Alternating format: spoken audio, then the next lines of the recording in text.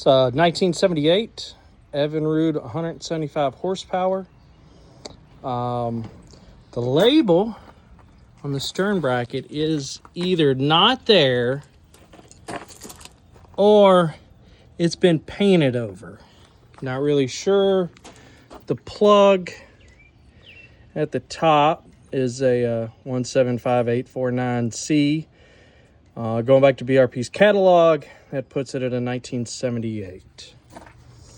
There is a couple of different things. So my assumption is this is a mid-year 1978, 1979.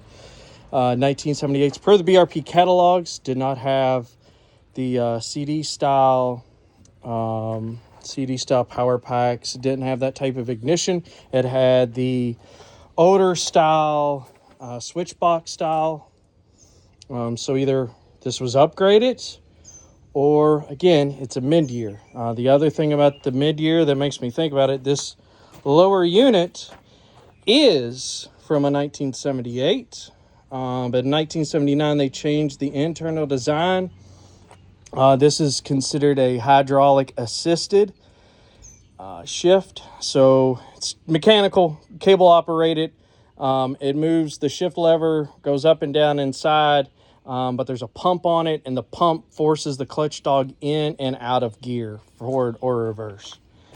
So the reason this was pulled off a boat, so it's probably about 6, maybe 7 years ago, it was pulled off a boat. For a few years, I've been dealing with not idling. I did find idling, but once you get under load, it would just blow the prop out. And for a while, I thought it was the prop.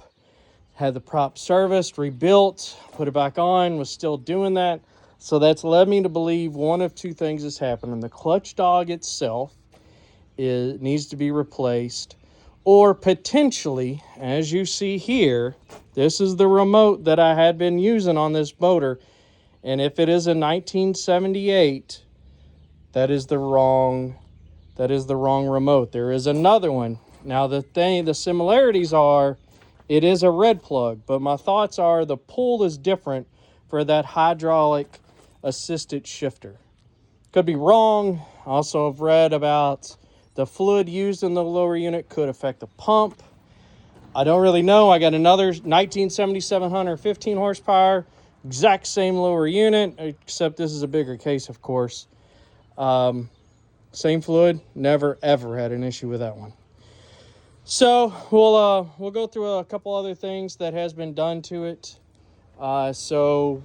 Before it was removed, probably we'll say 8 years ago now, all the carbs are rebuilt, all OEM parts all the way through. Carbs were rebuilt. The ignition, obviously looks pretty original. It works. Never caused an issue. I did change the plugs to surface gaps, which those are right here. Throwing them in.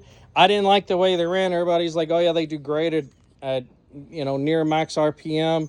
I didn't like the way it ran. I couldn't really get it to idle very well because I got to go through a lot of really long idle zones. So it's got the regular standard strap style QL77JC, whatever the champion plug is recommended. It's in there. Fuel lines were replaced. Now, granted, this fuel line may not be the correct to have underneath the motor cover. It's never caused me an issue. And everybody's like, oh, God, it's the gray one. This is the better gray. There's a shiny gray that the inner liner falls apart. This is the updated version. Never, ever had any problems out of it.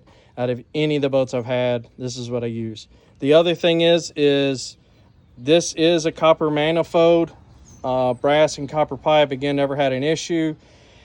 You could buy the molded hoses for this, but the hoses are so expensive, it was cheaper to just do this. Now this is not VRO, this is the original setup. So one pump drives the other pump that drives the carburetors, basically. Those were rebuilt with OEM carbs, gaskets throughout the most part. For the most part, all the service stuff was done. Obviously, the lower unit was done. The other thing, the trim does work on it. It was fully rebuilt, resealed. I even had it on the backup motor for quite a few years after this one was pulled off. Ran fine. I sewed the backup motor, put this trim back on it where it belongs. The only real issue I could tell you right now is the tilt tube needs to be replaced. So as you can see, it's kind of, I just got it held in here. The tilt tube itself is too short for this style. It needs another tilt tube. Might be able to find one on eBay for a decent price. A lot of the old hard parts that BRP no longer carries, I found them on eBay fairly decently priced. All right, so again, we're gonna start this thing up. It'll be the first time I've touched it. If it doesn't run, I'm not gonna be surprised. Like I said, it's probably been about 6-7 years since this thing ran. It's been sitting off on this stand ever since. The stand will come with this motor if you want it. If not, I'll keep it, whatever. Prop, I think I got the prop. I'm pretty sure I can't use it. So if you want it, I'll throw it in for an extra $100. It's stainless steel. Can't remember the brand. It may be an OMC, whatever their aftermarket OMC brand was at the time, but it's pretty decent prop, rebuilt, brand new hub in it. Only used like once or twice since the rebuild, only because, again, thought it was the prop blowing out. It's not the prop. All right, so we'll get some water to this thing. And again, oh, you know what? Let's pause this. Okay, got some fuel hooked up to it now. We're gonna give this thing a start. Kind of hard to start without fuel. So I just noticed, like I said, it's been sitting a little empty. So I'm getting a little bit of leaking out of the carburetor bowl gasket. Likely just probably needs to be tightened up. May do that here after this. Let's get some water. Again, it's been 5 or 6 years since it started. I'm not gonna be surprised if it don't start. I'm gonna be surprised if it does.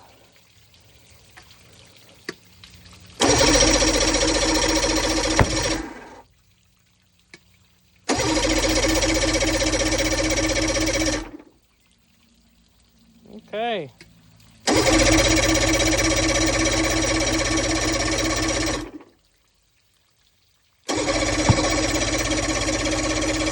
Well, getting something out of it. A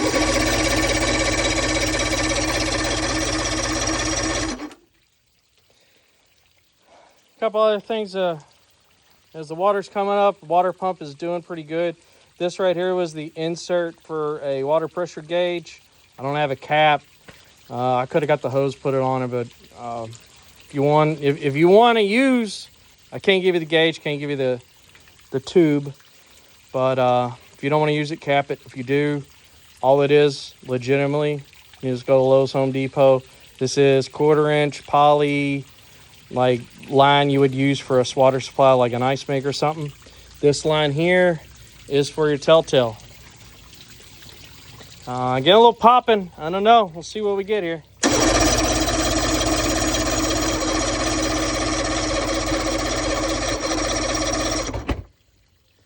It's getting somewhere. Probably just dirty carbs.